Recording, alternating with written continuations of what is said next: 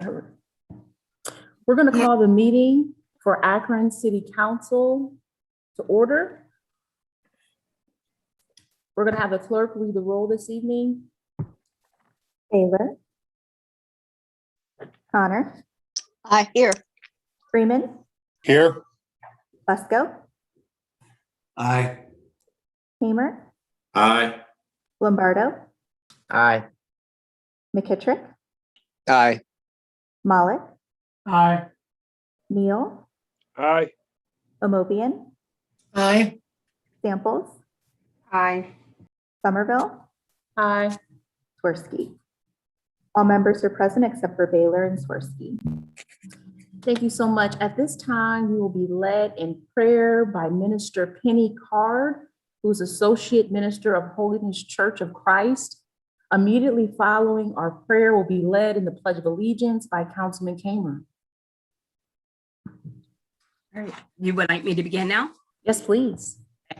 We thank you for this time, especially in this time of season that we present ourselves in, that we could just seek you for counsel and be able to seek you for all wisdom. And we thank you for the counsel that we have to represent the city of Akron, that they do so in just all wisdom and knowledge, and that you will be able to get honor in our great city. We ask that you continue to direct them in the decisions that they need to make, and that they be wholesome and honest with full of integrity. And we lift up our world government up to your throne. We also lift up our president, our vice president, and all judicial, whether that be Senate or I'm sorry, I can't talk, Senator, or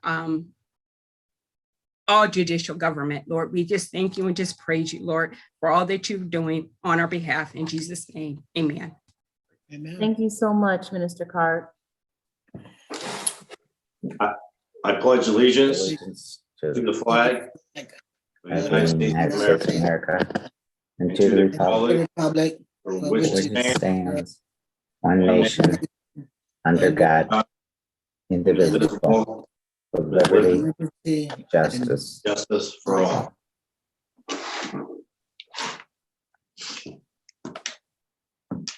The minutes from our previously held meeting have been provided. Are there any additions or corrections? Councilman Fusco, Motion to approve. we have a Get all your motion. stuff in the yard. Can we please get a second? Councilwoman Amobian, Second. roll call. Connor. Aye. Freeman. Aye. Fusco. Aye. Hamer. Aye. Lombardo. Aye. McKittrick. Aye. Malik. Aye. Neal. Aye. Omobian. Aye. Samples.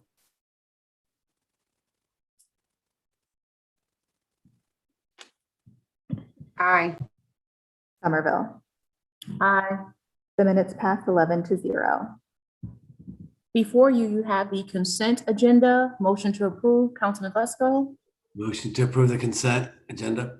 Thank you so much. Can we get a second? Councilman Lombardo, Second.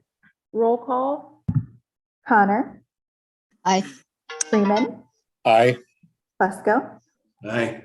Hamer. Aye. Lombardo. Aye. McKittrick. Aye. Malik. Aye. Neal. Aye.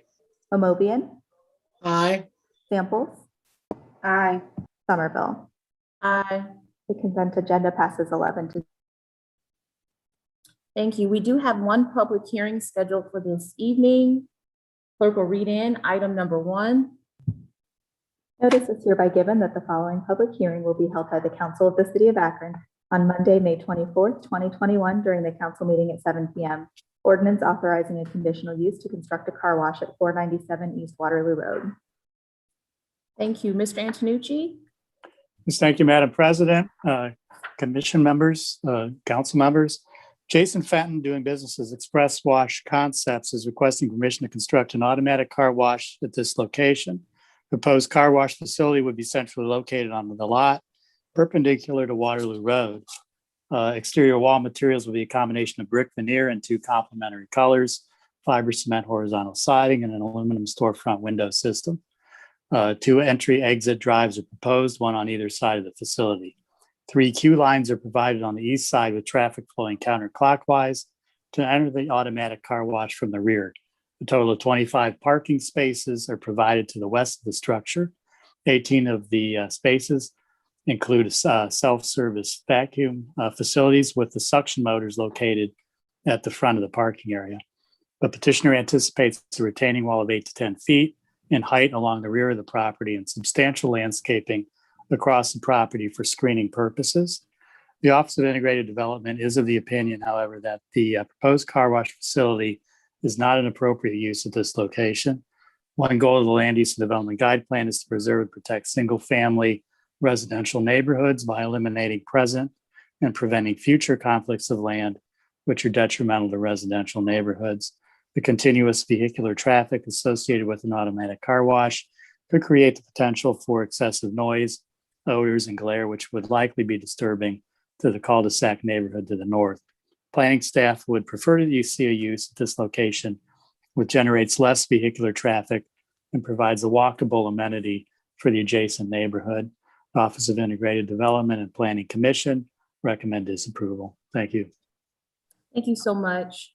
At this time, I'm going to ask if there's anyone who's online with us who wants to speak in favor or against 497 East Waterloo, that you turn your video on and unmute yourself so that you may be sworn in by a member of our law department.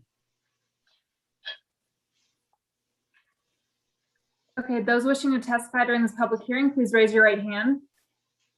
Do you swear or affirm that the testimony you're about to give is the truth? If so, please answer, I do. I do. I do. Thank you. Thank you so much. Jason Fenton, who signed up to speak in favor, who I do believe is our petitioner. Would you like to start us off? Sure. Hi, how's everybody this evening? Thank you for your time. My name is Jason Fenton. I'm with Express Wash Concepts. Do you need me to repeat our address at all? Yes, please, just for the record. Sure, no problem. It's 13375 National Road, Southwest Suite D, Etna, Ohio, 43068. I am the Director of Development, specifically for Northeast and Northwest Ohio, and we're focusing on the brands of our Clean Express Auto Wash, which is why we're here in front of the City Council today. What I can do is, if you don't mind, I could share my screen. One of my 3 screens here. Let me make sure I have the right one.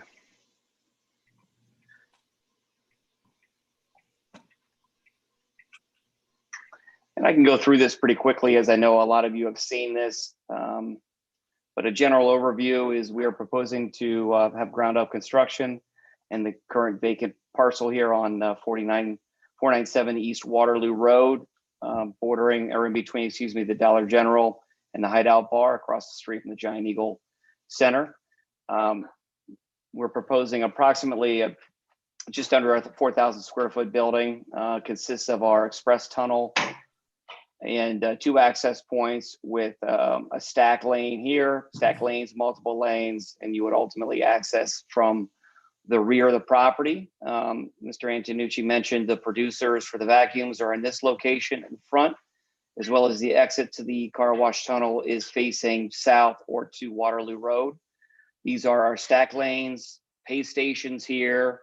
Once you pay or you go through the outer lane for our members, you would then get in line for the queue and then go through the actual car wash itself, which is completely contained inside. We have a small retail area in this portion of the building, which is where we sell maybe some cleaning products like Armor All, things of that nature. Also have a cash register there for if people do bring cash. People still do pay in cash, but we have that as well as a public restroom for our customers and a private restroom for the employees. What you see here, this striped pavement area is for what we call a bailout lane. So for whatever purposes, if somebody gets through the pay station, gets into the queue, but would have to leave for emergency purposes, this allows them to kind of leave the queue lane and then exit the property. During normal operations, we'll have this coned off so that it doesn't happen. Plus, we do have employees all around the site primarily near the pay station, obviously housing the office, the retail area, and generally walking around the outside of the property to make sure that it's clean and what we call Disney perfect. It is important to note, excuse me, two things. One, and I can get back here. We do border the residential glass here in the cul-de-sac. And we've addressed that by most likely adding some type of a retaining wall in the rear, as Mr. Antonucci mentioned, between 6 and 8 feet, staggering with evergreens, and then ultimately right near the property line, putting up a 6-foot property fence. During our time and discussions with some of the residents, we come to find out that because of the Dollar General's location here, some people might think that this is a cut through and they'll kind of speed down glass. So the thinking would be that this privacy fence with the evergreens line staggered to kind of help block not only the visibility but the sound would help alleviate some of the fast cars coming down this way, as well as we would be more than happy to participate in any additional wayward signs over here for no access or no cut through street or something to that'll help alleviate that issue, as well as also connecting the privacy fence and jogging it over so that customers that are leaving Dollar General can't walk up this hill and enter the residential area behind.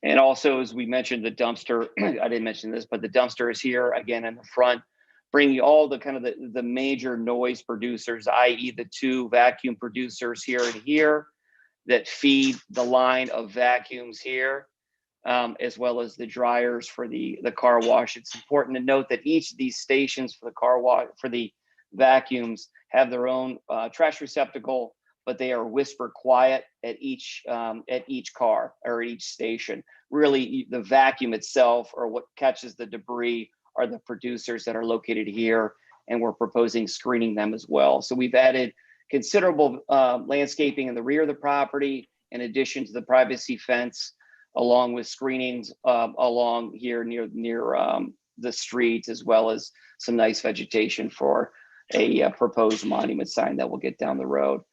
But that's kind of a quick burn through, and I'm happy to answer any questions. Also, I'd like to point out that the area at the exit is concrete right here. And once you leave, you can either go over here to these vacuums or leave the facility. But we actually pipe this from underneath and we heat it. So in the wintertime, it's not icy. Our employees, or even for whatever reason, maybe somebody walking across that's not an employee would slip and fall. So there's really we've taken a lot of safety precautions. Our hours are 7 to 8 p.m. Monday through Saturday. And on Sundays, we're open from 9 to 6 p.m. So again, this is not a self-bay car wash. This is not kind of what your typical car wash that you would normally see is. This is a very high-end. We're a multiple operator.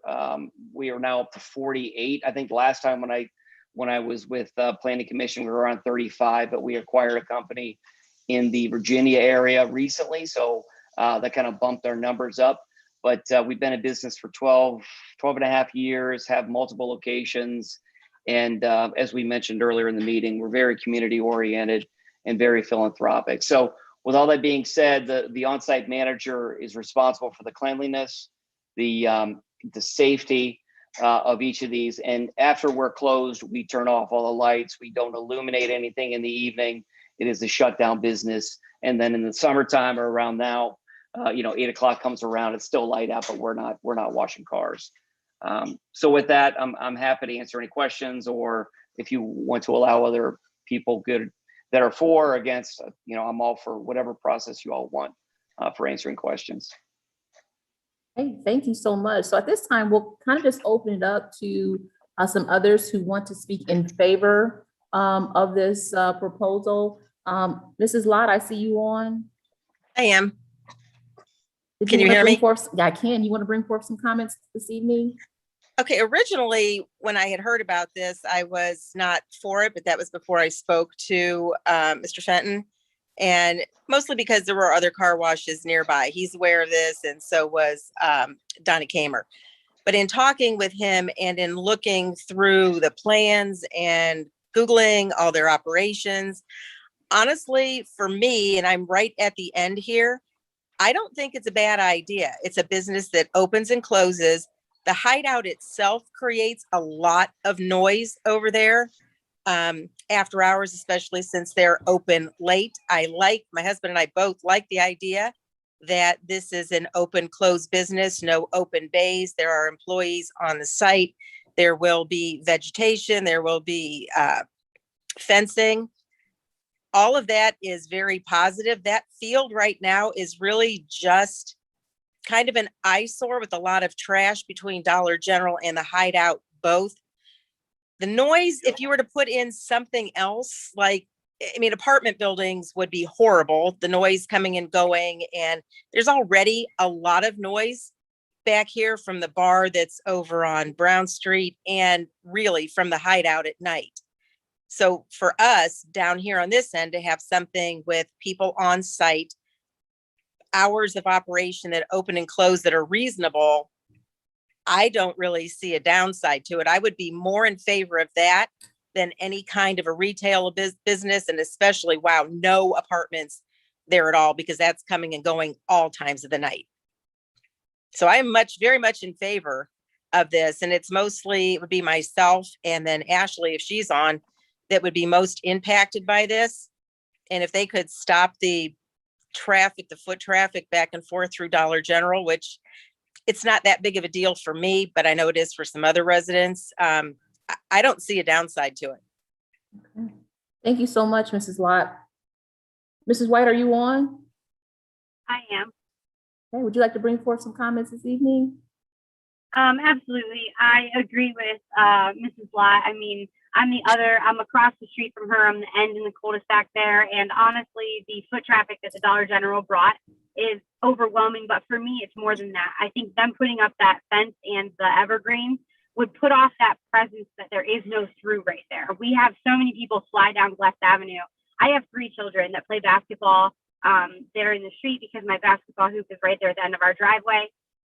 It's really dangerous, to be honest with you. And if we could get more support in not having through traffic, I think this is an awesome opportunity for that to happen, just so that people can see from Waterloo Road that you can't come up and go around. It's a 1 in and 1 out situation. Just looking at the traffic, and I think honestly the hours of operations are I mean, that's simple for me. I mean, by 8 o'clock at night, we're winding down. Everything is, kind of in the summertime, especially the sun is still up. You wouldn't even really know it's there. So I am in 100% full support of it. Just like Ms. Lott said, apartments, I am 100% against that. I think bringing in extra people to an allotment that's already pretty full and people that are unknown and making more foot traffic through there of all hours of the night is very scary. We have cameras on our house, and I can say that there is a lot of foot traffic already. So I think this would be an awesome opportunity to kind of minimize that. Okay, thank you so much. Is there anyone else online that would like to speak in favor of 497 East Waterloo? Anyone else who wants to speak in favor? I do see that Mr. Ken Schillingberg signed up to speak against, and he just logged on. Can you hear us, Ken? Yes.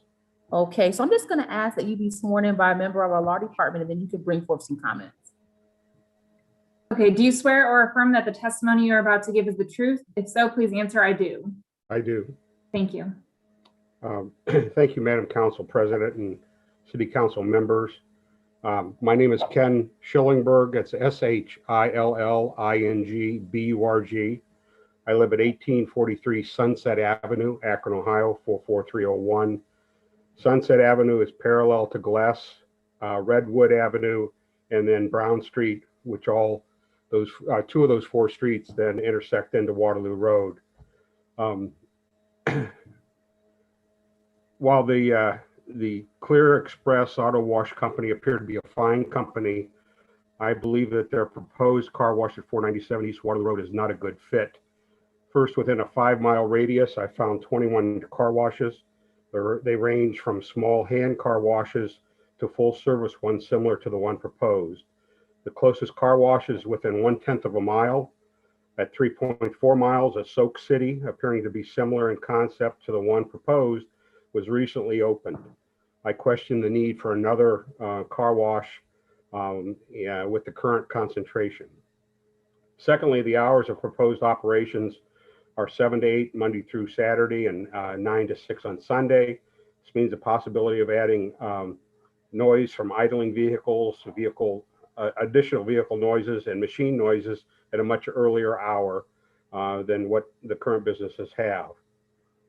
Since the Dollar General was built in 2013, the neighborhood has had to live with a lack of exterior maintenance and increased trash and traffic.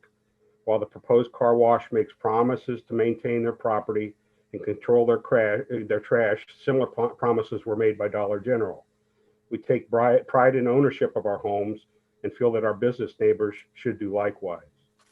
Lastly, I'm very concerned about the additional traffic and the issues associated with it. Waterloo Road is a busy street already. The businesses, especially Giant Eagle, draw a large volume of cars. Giant Eagle's entrance and exit is across the street from the proposed car wash. Adding 30 to 60 cars per hour can create gridlock. I see the potential for more accidents, backups, and traffic congestion. I feel that a different location may suit the car wash better than the one that is proposed to be built currently. Thank you. Thank you so much, Mr. Schillingberg. At this time, we will close our public hearing. Councilman Fusco, what's the pleasure of the committee? Thank you, President Somerville. I'd like to pull the committee to refer this item. Samples? Aye. Gamer? Aye. The committee wishes to take time. Okay. Time will be granted. Councilman Fusco, we'll kind of move into our old business. Thank you. The request of the committee is for time on 2 and 3. Then the request of the committee for item number 4 is for suspension of the rules with a favorable report. Any objections on suspension of the rules? Seeing and hearing none, the rules have been suspended. Thank you, President Somerville. This is reference the soccer field on Dartmoor and Sycamore Street.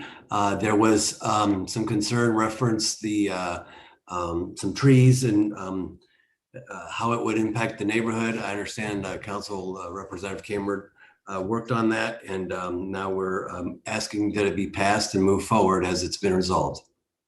Thank you so much. The rules have been suspended.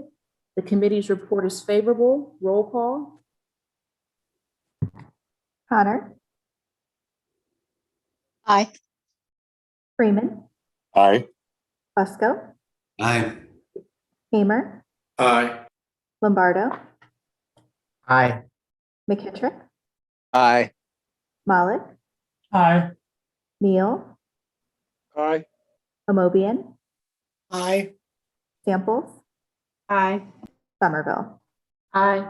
The ordinance passes 11-0. Councilman Fusco. Yes, thank you, President Somerville. The request of the committee on item number 5 is for a favorable report with suspension of the rules. Any objections on suspension of the rules? Seeing and hearing none, the rules have been suspended. Yes, thank you. This is reference the rooftop sign at 1670 Firestone Parkway. Wanted to give council time to review this matter, and we're recommending approval this evening. Thank you so much. The rules have been suspended. The committee's report is favorable. Roll call. Connor, Aye. Freeman, Aye. Fusco, Aye. Hamer, Aye.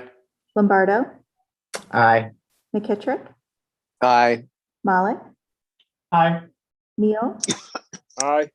Amobian, Aye. Samples, Aye. Somerville. Aye. This ordinance passes 11-0. Councilman Fusco. Request the committee's time on item number 6 and to file item 7 and 8. Those are the two conditional use items that we just voted upon, and then time on the balance of the agenda. Okay, thank you so much. Time will be granted.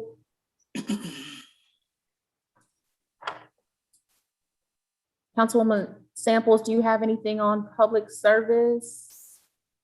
Your items just referred. Yeah, there's one on there that's referred. If we can continue to take time on that. Okay, time will be granted. That concludes our old business. We'll now move into new legislation. Item number 1, offered by Fusco, ordinance authorizing a conditional use to establish a type A child care home at 2414 Nicholas Avenue and declaring an emergency. Councilman Fusco. For and advertise for public hearing. This item will be referred. Item number 2, offered by Fusco, ordinance authorizing a conditional use to construct an oversized garage at 49 Jewett Street and declaring an emergency. Councilman Fusco. For and advertise for public hearing. This item will also be referred. Item number 3, offered by Fusco, ordinance authorizing the mayor to negotiate, execute, and deliver a cooperative agreement and grant agreement related to the redevelopment of property located at 47 North Main Street, authorizing the director of finance to expend funds under the grant agreement and declaring an emergency. Councilman Fusco. For. This item will be referred.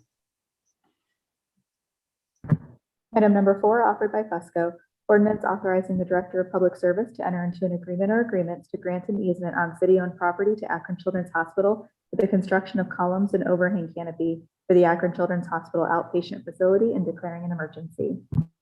Councilman Fusco. Consent agenda. This item will be placed on the consent agenda. Item number 5, offered by Samples, ordinance authorizing the director of public service to enter into contractor contracts after publicly advertising for bids for the construction of the Cascade Garage restoration and declaring an emergency.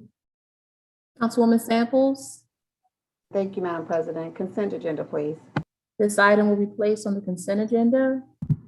Item number 6, offered by Freeman, ordinance authorizing the director of public service after publicly advertising for bids to enter into a contractor contracts for the replacement of certain water mains throughout the city of Akron as part of the water main replacement program and declaring an emergency. Councilman Freeman. Committee's requested this item be placed on the consent agenda. This item will be placed on the consent agenda. Item number 7, offered by Freeman, ordinance authorizing the mayor or his designee to participate in the Water Resource Restoration Sponsor Program and to execute a sponsorship agreement for the Burton Wetlands West Branch Cuyahoga Complex project under the WRRSP and declaring an emergency. Councilman Freeman. Committee's requested consent agenda on this item as well. This item will also be placed on the consent agenda. That concludes our new legislation for this evening. We'll now move to the portion of our meeting that we refer to as our public comment period. Our clerk will play comments received for this evening.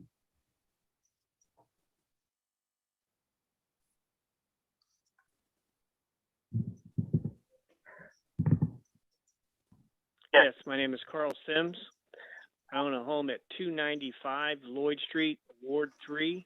We have issues with some vacant property, and I was trying to get a hold of Margot Somerville, the ward councilwoman, but her voicemail is always full.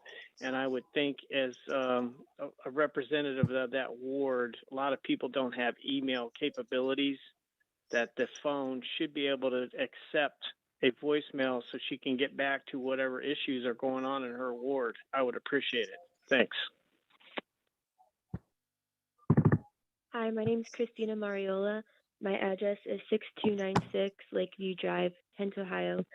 I work with Serve the People Akron, and I talk to a lot of the houseless people who live in encampments, such as Grace Park and the Adams Street encampments. And people who are living there are worried that there's supposed to be either the city or CSX coming through to clear them out and evict them at the beginning of June. And I just wanted to comment that these people, they aren't bothering anybody. They don't have anywhere else to go. They're just trying to live their lives. And it's really messed up that someone would want to try to come and displace them and make their lives even more difficult than they already are. I think they'd be doing their best to help these people rather than make their lives more difficult. Like maybe by sanctioning encampments for them and making sure that these clearings and evictions do not happen, because it really is a violence against these people to evict them from the little that they already do have.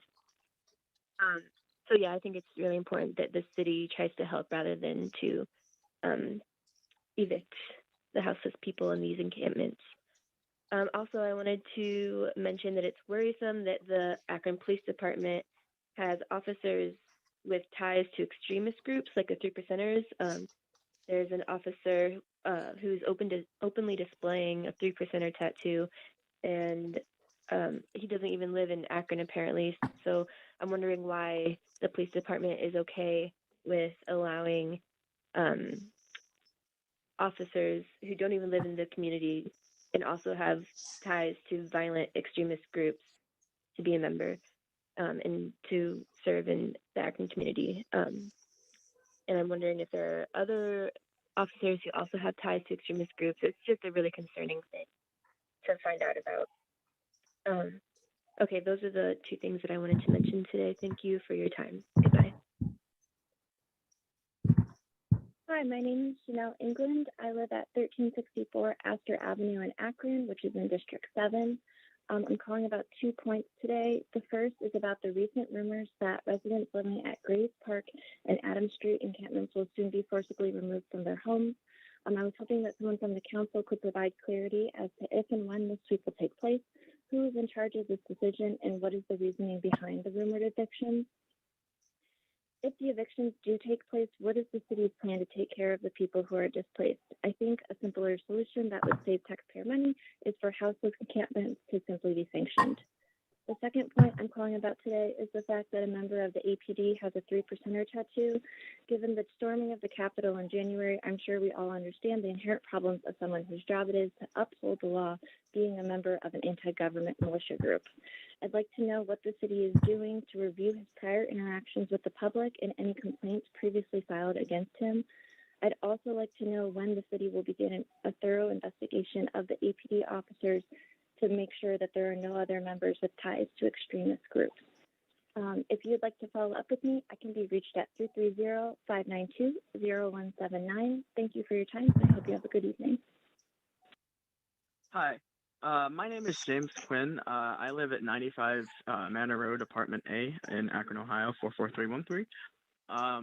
And I'm calling because I'm very concerned about news that of the wrongful death lawsuit filed by Xavier McMullen, or Xavier McMullen's family, where Akron police officers somehow allowed a young 17-year-old boy, a 17-year-old child, to somehow make it into the back of a police car while still armed and was still somehow freely able to grab the gun that he was armed with and shoot himself.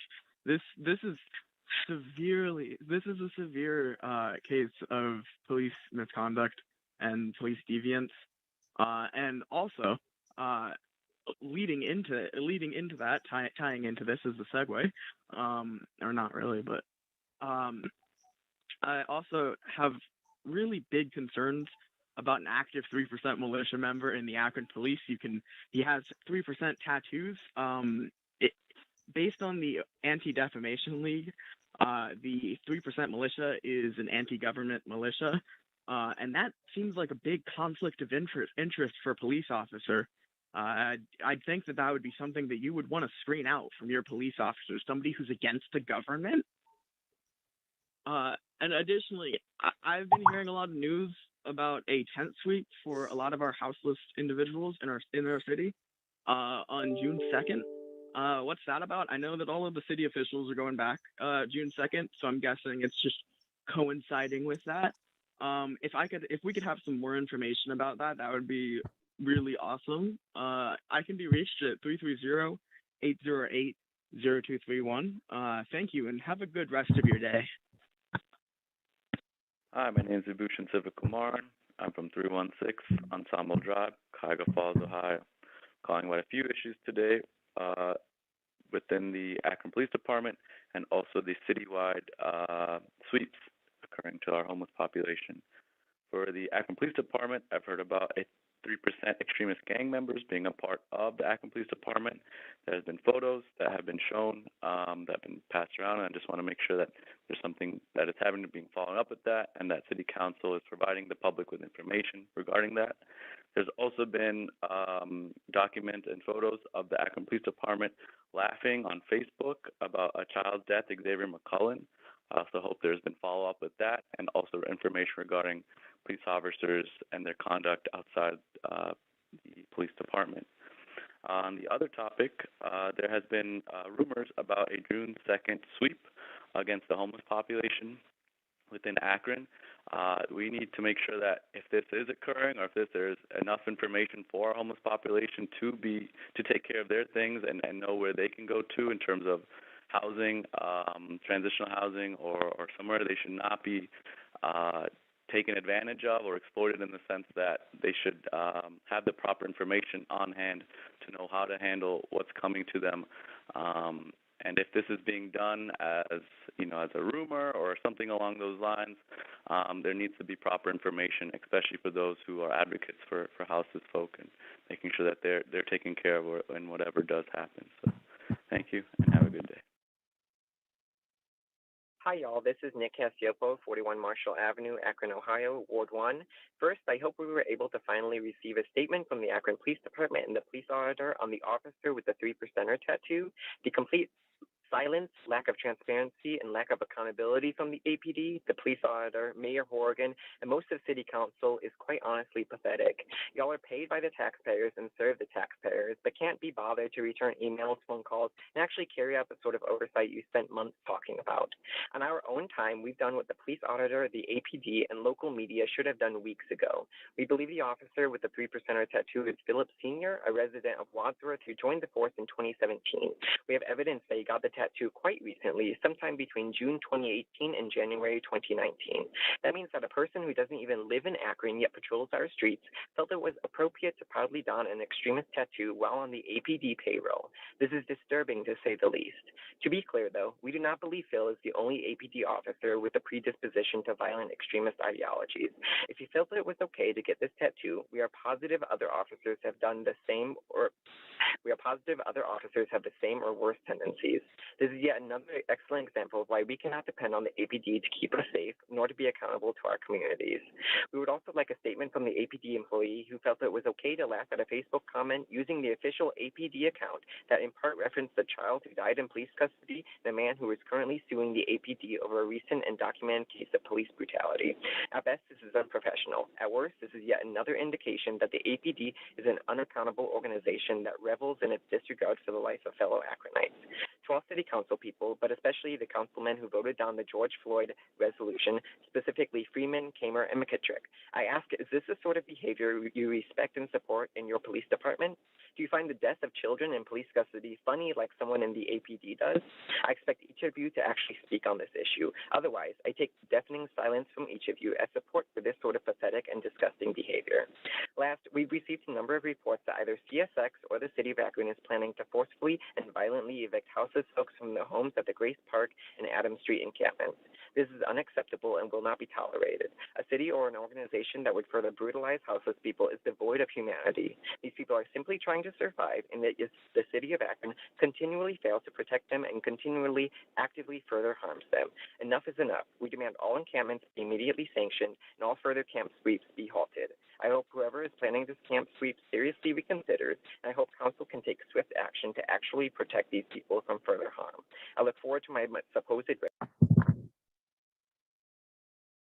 Hi, my name is Ryan Keene, 1604 Hampton Road, Akron. I was born in Akron and I'm a longtime resident of Ward 10. I'm a member of About Face, Veterans Against the War, and Serve the People Akron.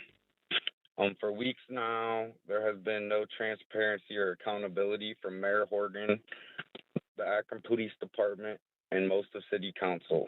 Only Councilman Malik and Councilwoman Samples, as well as Councilman Neal, have responded. Anonymous sources have identified with receipts the Akron Police 3%er, the extremist gang member, as Phil Sr., who was hired by the Akron Police Department in 2017 from a rural town in Medina County, Ohio. When hired in 2017, Officer Sr. did not have extremist militia gang tattoos. From the anonymous source receipts on social media between June 2018 and January 2019, he started getting extremist tattoos and felt comfortable proudly displaying it downtown Akron, May 30th, 2020 during George Floyd protests. This mentality is a very obvious and provable trend. After 7 to 8 months battling the City of Akron Law Department through FOI public records on body cams for May 30th, the attitude and comments repeatedly made were alarming. Why was Akron City Council the only Northeast Ohio city that didn't investigate and provide accountability and transparency for their police departments? Cleveland, Canton, Columbus, Cincinnati, and Youngstown did, as well as most major cities throughout America. This is a direct failure in leadership by Mayor Horrigan, President Somerville, Marco Somerville, and Vice President Fusco, who have all been involved in Akron politics and Akron leadership since the 80s. The Akron Police Facebook actually laughed at a post about a child dying in Akron Police custody, Xavier McMullen, as well as recent police brutality, such as Charles Hicks, where Officer Turner was allowed to resign and given a pat on the back by the local FOP. Is this what Akron City Council imagines as reimagining public safety? Why has it taken Akron leaders decades to acknowledge the oppression in the city? Our homeless friends at encampments are now saying they're going to be swept by the city again, just like in February, supposedly before June 2nd. And it coincides perfectly with when the downtown offices are opening. We know we don't want our suburbanites who travel downtown and most oppressed voices.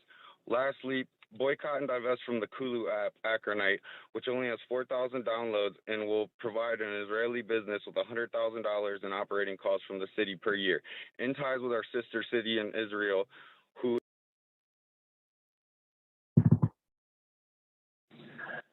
Hi, my less colonized name is eternally polyamorous Mariah, reincarnated. I am currently a houseless person in between the cities of Akron, Kent, and Talmadge. And I am in that situation because housing is not considered a right, even though it definitely is a right. I'm here to support Akron adopting ranked choice voting, and Akron lowering the voting age to 16, like other cities have been. There are 5 cities in Maryland that have already done this, and there are we have ally nations like Scotland, Argentina, and let's see who else, Scotland, who have already lowered their country's voting age to 16, and we should go further and lower the voting age to 12. There's a wonderful book you could read about it, Children's Voices in Politics by Michael Cummings, a proud member of the National Youth Rights Association, as am I.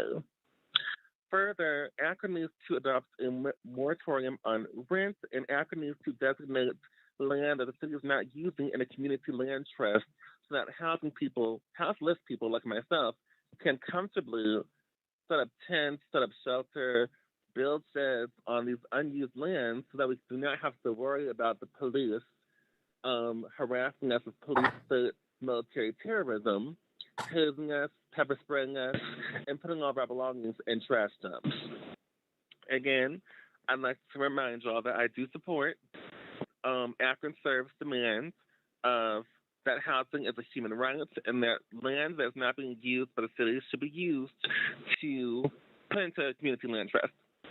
Also, the city's tax abatement policy is a huge giveaway to the wealthy white ruling class property landowners at the expense of poor colonized people of color, especially African people. Akron has more than enough members who are Black and colonized who could support reparations demands. The city needs to be making some type of efforts on reparations to African people, specifically colonized people of color as well. And that wraps up my comments. We need to lower the voting age to 12 and eventually abolish the voting age entirely. If you take the time to read Children's Voices in Politics by Michael Cummings, or head over to watch, any type of YouTube video about lowering the voting age, I've made a couple. And I hope you have a reincarnated day. Recycle. Colin Robertson, 1456 Hunters Lake Drive. I have to ask once again, what are we funding the police for? It has been revealed that the APD, not unlike many police departments across America, has white supremacists among their ranks. You have been training, paying the salary and benefits of white supremacists, all while handing them a license to kill. Why is the city hiring militia members like Philip Sr.? Do you know who the people are that you are giving the power of life and death to? All last year, we marched against police violence, demanded you act, stop funding them at the bare minimum, and yet you managed to give them more money. Millions of dollars are sent to an institution that has fought tooth and nail not just against any reform, but the mildest of criticism. Why are we funding them? Can you honestly say the Akron Police Department, with white supremacist militia members, is providing any protection or service to the Black community of Akron? That the police at this point have any other purpose than to terrorize this community? And another thing, the houseless population is still growing, and yet more money is spent on the police than what's being spent providing housing, food, and mental health care to people who are then harassed by the police who just got brand new equipment because you gave them another $10 million. The city's actions truly show a lack of interest in the people of Akron. I might even say a disdain for them. Thank you. Hi, this is Christina Oshesky. I reside at 95 Manor Road, Apartment A in Akron, Ohio, 44313. I was calling because I wanted the City Council and Mayor Dan Horrigan to look into passing rent control. Rent has gone up 53% in Akron, but the median income has only gone up by 29%. There should also be a moratorium on evictions. Akron has the 24th highest eviction rate in the country, and it's the first in the state. On top of that, we should look into vacant houses being given to community-controlled land trusts to help improve the homeless population's lives and help get them off the streets. Thank you for your time, and I hope you take these into consideration. Have a good day. Hello, this is Randall Roberson. I live in 2459 Cuyahoga Falls.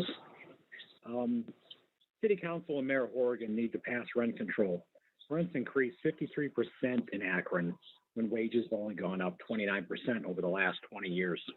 The mayor needs to enact a moratorium on all evictions in Akron. Akron leads the state in evictions and is in the top 25 in the whole entire country. Housing is a basic human right and need. For people to live with dignity and safety, they need to be housed. The city needs to put all abandoned and bank-owned properties in community-controlled land trusts to house the homeless. They need housing, medical care, and jobs. This brings me to my last point. The rumors of a sweep at the Adams encampment on June 2nd. What is City Council's stand on this? Do they know about this? How are you going to provide aid to these people? They need housing. That is all.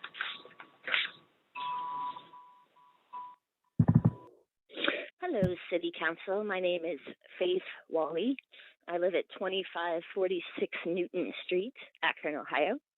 And I'm calling today because as a member of Serve the People Akron, we have heard there are rumors of encampment sweeps, evictions for the homeless at Adams Street. This is a homeless community that we are very involved with, very active in making sure they get what they need, the supplies during the week. They're our friends, they're our comrades.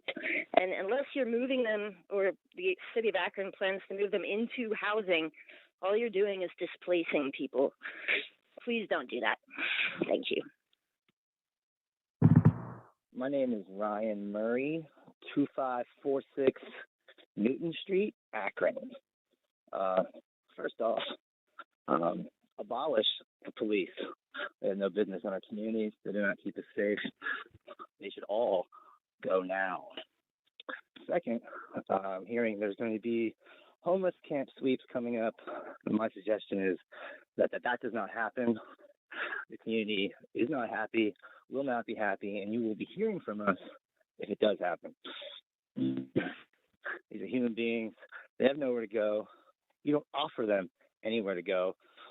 You you don't offer them any other options, you waste millions of dollars that could actually go to helping these people. While there's people out there like Serve the People Akron, a bunch of poor kids from Akron spending their own money actually helping people while y'all sit in your hands and do nothing. Stop the sweeps now. Abolish the police now. Thank you very much. To Madam President of the City of Akron, Marco Somerville, and your fellow councilmen, my name is Sister Tanya Renee Williamson Lawrence. My address is 644 Glendora Avenue, Akron, Ohio, 44320. I would first of all like to commend a job well done thus far handling the pandemic and the spread of the COVID-19 virus with the cooperation of Governor Michael DeWine and the President of the United States, President Joseph Biden. I have informed Mayor Daniel Horgreen that all eyes worldwide are on the city of Akron and its officials to end this pandemic and contain and limit the COVID-19 virus. I have the solution to the problem. It's simple. And within weeks, the virus will be contained and vanish from existence. We can start by rebuild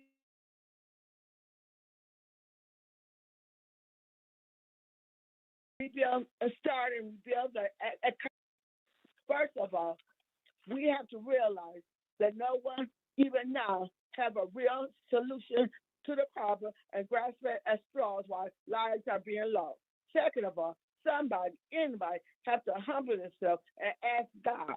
If my people will humble themselves and pray, seek my face, turn from their wicked ways, I will hear from heaven and forgive their sins and heal the land. It's not up to the church leaders. They are the cause of the problem. It's up to government officials who govern this fair city to call a meeting of the minds and say a little prayer and watch God do the miraculous. What do you have to lose? Your own lives? God desires for the people of the United States to regain confidence and trust in a reformed democracy government by the using of the fair city and citizens of Akron, Ohio, to illustrate his confidence in our elected officials he approved of for the most part, whom took an oath of office to provide services necessary for the well-being and welfare of his fellow citizens. Do you really know what time of day it is? Have you considered who is really in control? The higher power. That power higher than all of us. Finally, I say, acknowledge him in all your ways, and he shall direct your path. Lean not to your own understanding. Proverbs 3 and 6. Thank you very much.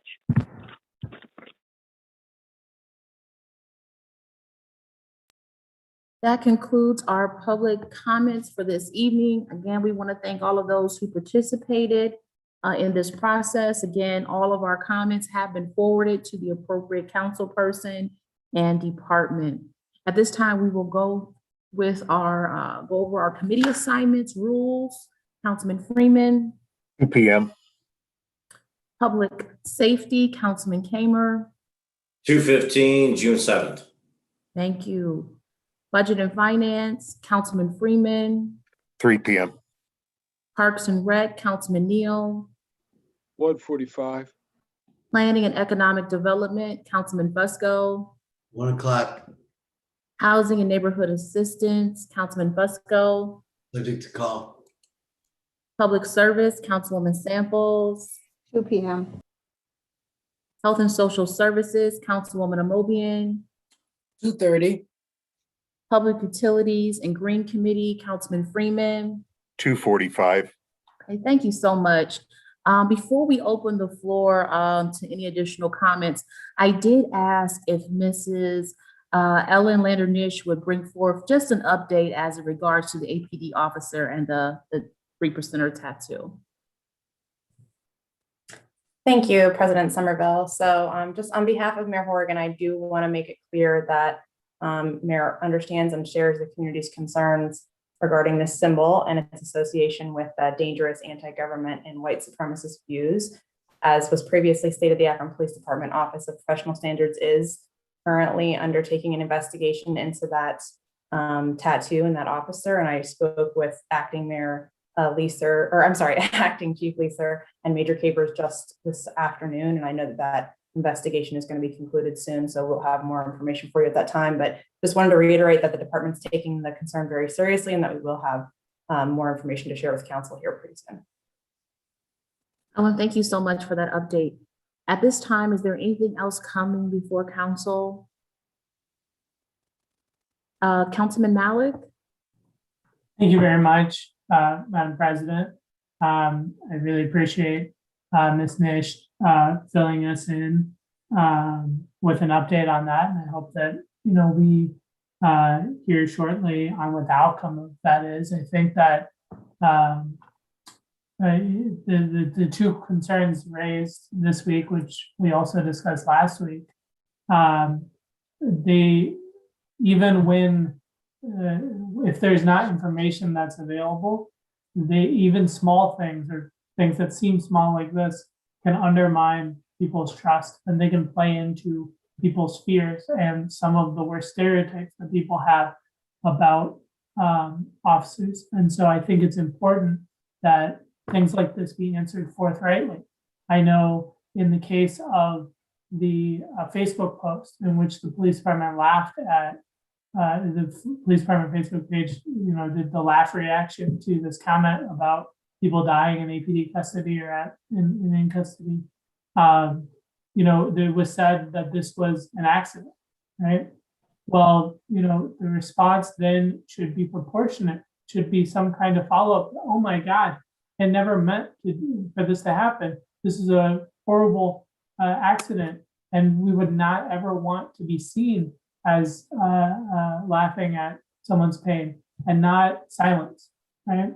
And so I just really, I've tried to raise these issues with the acting chief and have received some response, but I really think that these things need to be taken more seriously and dealt with more forthrightly. And I hope we also are able to get some information about the homeless issue that was raised.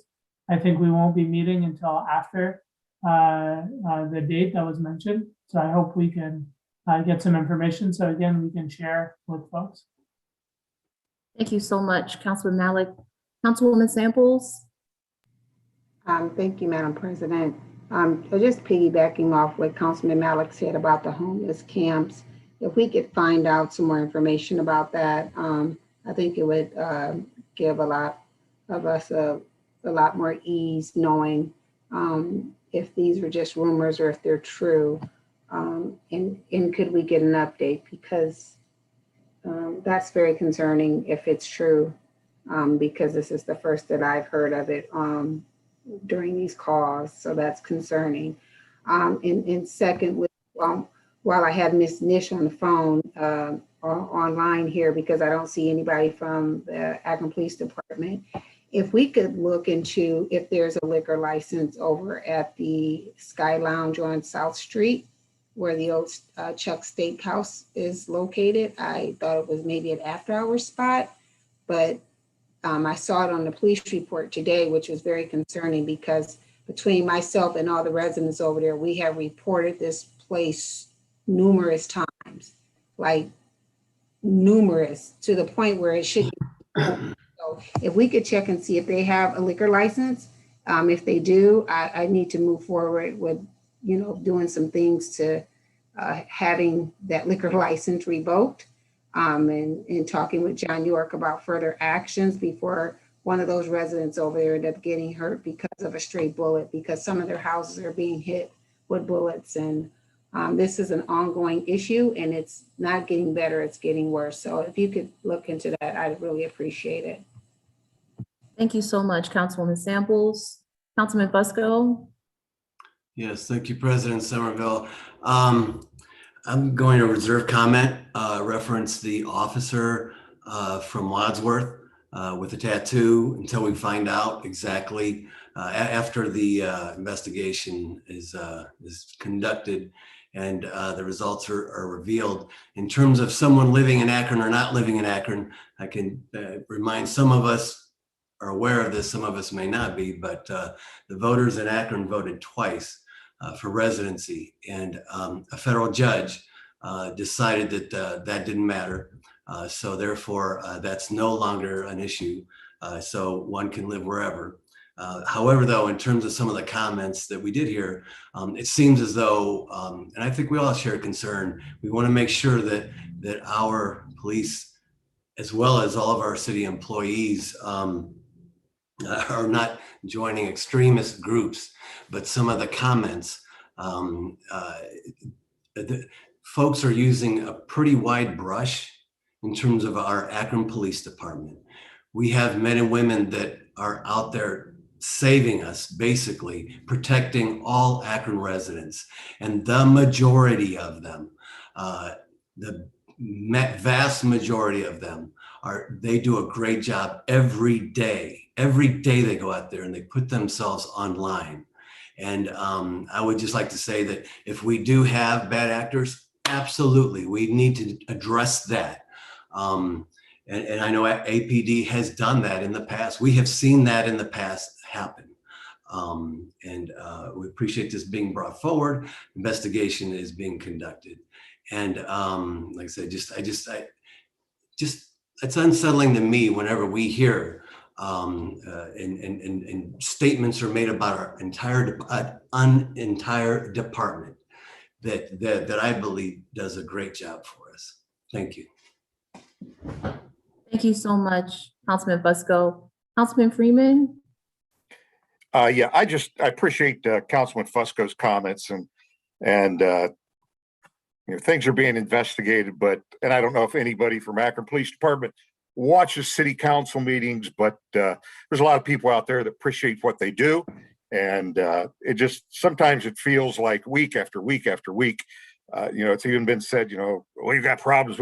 There might be some problems, but Akron has a good police force, and never want the Akron Police Department to think that they have a city council that is against them.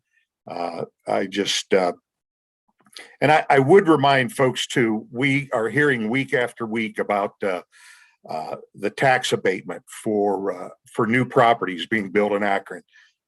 That was something that the voters approved, and wasn't an idea that the mayor said we're going to do this or council said we're going. That was something that city of Akron voters approved that, and it is going to encourage houses to be built in Akron that otherwise would never have been built. So thank you. Thank you so much, Councilman Freeman, for sharing. Ellen, I see your hand. Thanks, President Somerville. Just one last thing. I did want to also, I represent the administration to speak just really quickly about the homeless encampment issue.